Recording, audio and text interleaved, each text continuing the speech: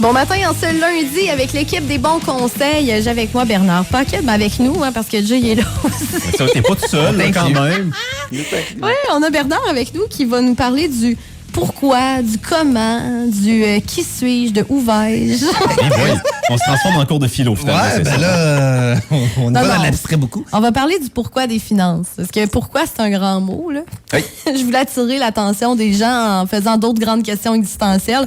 On va commencer par le pourquoi, là, en finance. Ça va être un gros morceau ce matin. Exact. Ben, tu sais, dans le fond, on en a parlé un petit peu avant de se connecter, comme quoi que une décision, souvent les émotions vont avoir une grande implication dans la décision, mais ils ne devraient pas. Parce que on sait, une émotion et la rationalité, c'est deux choses complètement distinctes. Donc, c'est important de savoir le pourquoi.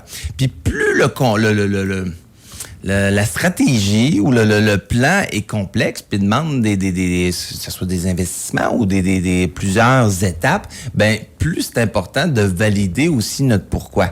Puis si je vais parler d'achat de maison parce que j'ai comme deux situations la semaine passée là qui ont pas fini avec la même recommandation. Okay, c'est le pourquoi qui a été remis en doute. Mais tu sais, c'était les histoires se ressemblent un petit peu, mais il n'y avait pas le même pourquoi dans les deux histoires. Puis bref, la finalité n'a pas été la même. Ben souvent, quand je suis en train de lire des livres de finances, c'est ça qu'ils disent. Tu sais, il y a beaucoup de bonnes stratégies financières, mais c'est parce qu'il faut aussi la bonne selon ce que toi tu veux. Oui. Selon tes objectifs. Dans le fond, le pourquoi. C'est pourquoi j'économise. Si j'économise pour ma retraite ou si j'économise pour une maison, si j'économise pour partir en voyage, le pourquoi est important parce que la façon de faire va être influencée par le pourquoi. Oui, puis même le désir d'avancer puis de continuer aussi va être impliqué là-dedans. Tu sais, ça admettons que je parle concrètement des situations que j'ai vécues la semaine passée. Ouais. Tu sais, première cliente, dans le fond, elle me rejoint, puis on avait déjà commencé un dossier pour l'achat d'une maison. Puis il y a une particularité dans la situation. Il a acheté au départ la maison à deux, mais finalement, OK, la cliente va l'acheter tout seule.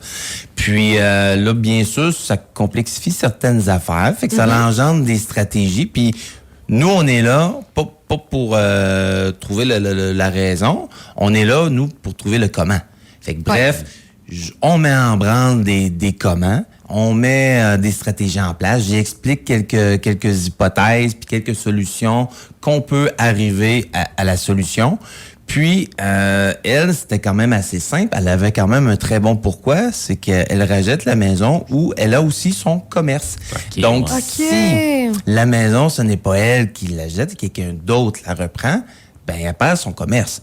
Donc, tu sais, on s'entend qu'il y a un pourquoi qui est énorme. Elle a pratiquement pas le choix. Donc, oui, c'est un peu plus complexe comme situation, mais les étapes qu'elle va avoir à faire, elle est à 100% d'accord d'y faire, elle n'a pas le choix de le faire. Non, c'est ça. Exact. OK. Parce que des fois, le pourquoi est assez... Il n'y a pas énormément de choix, justement, là-dedans, ce qui peut impliquer aussi l'émotion, clairement. Oui, puis tu sais, des fois, tu vas, admettons, particulièrement avec l'achat d'une maison... C'est une grosse étape. Si tu demandes à quelqu'un, tu mets pas de signe de dollar là-dedans. Veux-tu être locataire, tu veux être propriétaire? Mais je pense que 99% des gens vont choisir propriétaire et non locataire. Mais à un moment donné, t'as des sacrifices, t'as un but financier, t'as des implications financières en arrière de ça. Donc, c'est pour ça que les gens ne choisissent pas automatiquement d'être propriétaire. Mais quand tu achètes une maison, trouver de la maison de tes rêves versus un compromis, ce qui est souvent le cas pour une première maison, t'as fait où la coupure? Puis, si t'es en couple, t'achètes à deux, bon, mais t'as pas nécessairement les mêmes intentions puis faire ta coupure exactement à la même place. Il faut faire attention aussi, de travailler avec une tierce personne, d'en parler à votre conseiller, d'en parler avec le courtier hypothécaire que vous allez rencontrer, ben des fois, on agit un peu à titre de médiateur, si on veut.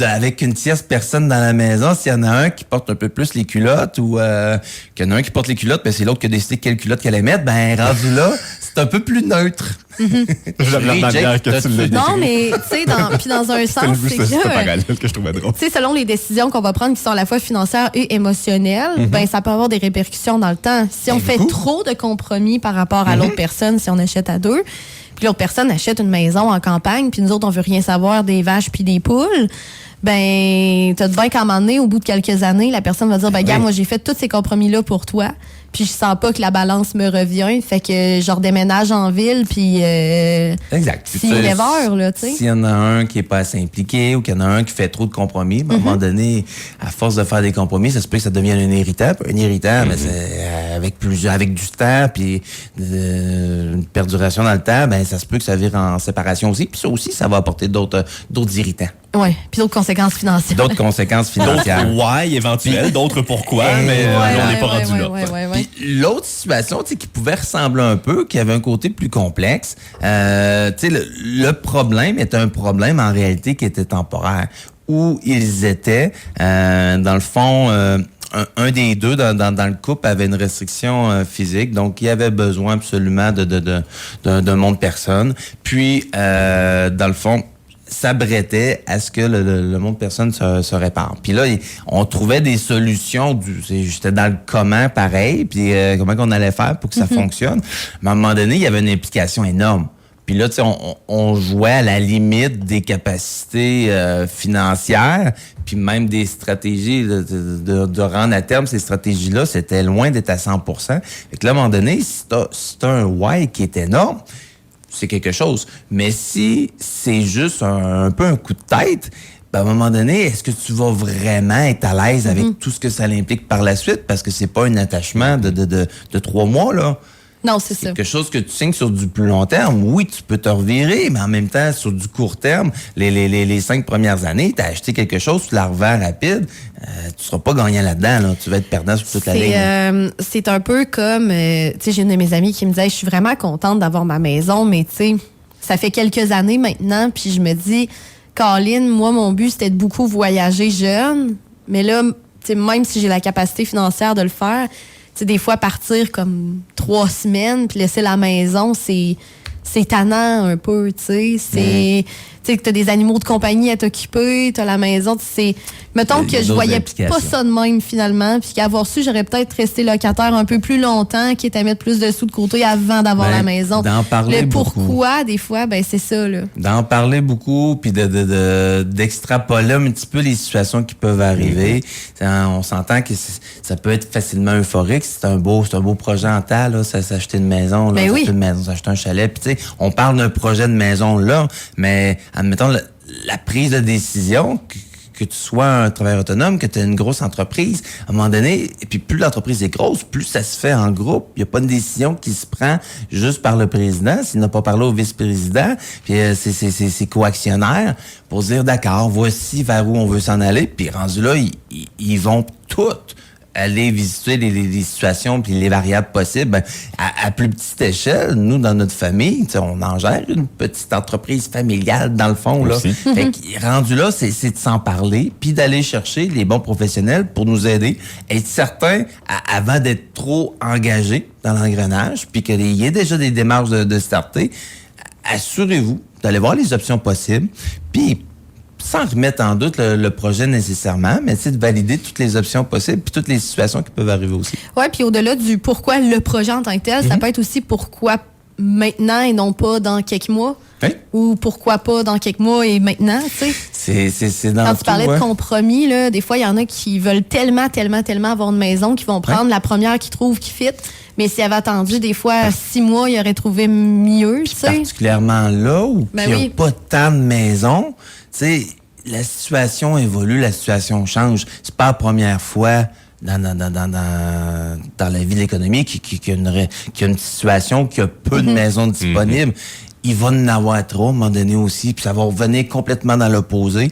Alors oui, tu as raison. Des fois, la variable temps dans le projet, c'est pas une variable qu'on contrôle, mais à un moment donné, il faut pas se sentir, puis on oublie que ça va changer. On dirait que la réalité qu'on a aujourd'hui... c'est tout dans le moment, c'est là. Ben oui. Et dans l'immédiat, surtout. Ben dans l'immédiat, puis tu sais, on sent, quand notre situation financière va bien, ben tu sais, des fois, on a tendance à être un peu moins calculé, moins budgété, parce qu'on est dans cette vibe-là. Et à l'inverse, quand on est dans une situation qui va moins bien, ben là, on est un peu plus nerveux, puis on oublie que cette situation-là aussi est juste passagère, puis qu'éventuellement, je vais ressortir de ce feeling-là. Donc, d'avoir quelqu'un, conseiller, quelqu'un qui est externe, puis qui nous aide, à discuter, qui nous aide à discuter de façon neutre dans le couple ou avec les partenaires si vous êtes en affaires, ben c'est une nécessité pour être capable de voir objectivement, puis d'aller brainstormer, d'aller voir d'autres options. C'est bien de le faire avec quelqu'un, là, parce que nous-mêmes, tout seuls, des fois, moi, je me rends compte, finalement, dans mon processus d'achat de maison qui a duré quasiment 2 ans, que il y a un bout où je faisais tellement de compromis que finalement, j'aurais pas été heureuse d'avoir l'affaire, puis j'ai failli l'avoir, là, tu sais, à plusieurs reprises. Mais au final, la maison que j'achète là, le jumelé que j'achète là, c'est mon jumelé de rêve, là. Ouais.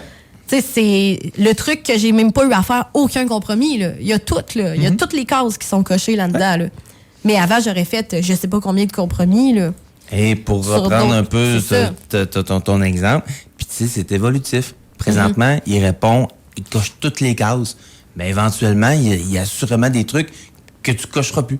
Ouais, ben si j'ai des enfants, il y aura pas assez de place. Ben, la les vie évolue. Ouais. Il y a cette possibilité-là aussi, tu sais, dont là, je l'apporte un peu comme la hâte de le faire, mais il y en a aussi qui sont à l'inverse, tu sais, qui repoussent tout le temps à plus tard quelque chose. Oui. À un moment donné, la situation parfaite, là, elle existe. Non, ça, c'est vrai, Puis ouais. si elle existe, encore là, on est dans une ligne du temps bien précise qu'en date d'aujourd'hui, OK, 3 juin 2024, c'est le parfait, mais ça veut même pas dire que dans 6 mois, ça va être encore le parfait. Encore Exactement. moins dans 5 ans. Fait comme on prend une décision. C'est une décision qui est rationnelle et qui est justifiable.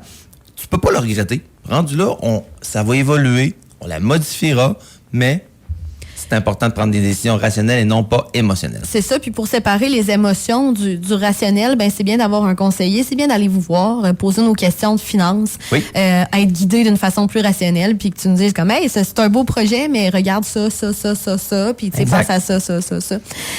On peut rencontrer l'équipe des bons conseils en allant visiter votre site web desbonsconseils.com. Oui. Totalement. Allez visiter notre site. Vous allez peut-être même trouver des réponses directement sur le site. Sinon, vous avez toutes les informations pour nous contacter, puis ça va nous faire plaisir de vous aider. Bon, merci beaucoup, Bernard. On se retrouvera la semaine prochaine avec Éric. Avec Éric. Ouais, puis après ça, on achève notre période estivale. Oui, exact. Parce qu'on ira bien les deux ensemble. Oui, exact. Ouais, une avec Éric, puis une les deux ensemble. Bon, c'est bien parfait. Salut, mon cher. Bye, bonne semaine. Desbonsconseils.com vous a été présenté par Éric Veilleux et son équipe située au 135-25 boulevard Lacroix à Saint-Georges. De la naissance d'un enfant au transfert d'un patrimoine, différentes stratégies s'offrent à vous. Parce que chaque situation financière est unique. Vous devez vous assurer d'en tirer le maximum. Notre équipe d'expérience est là pour vous donner les bons conseils dont vous avez besoin. Communiquez avec nous au 228-72-24 ou desbonsconseils.com.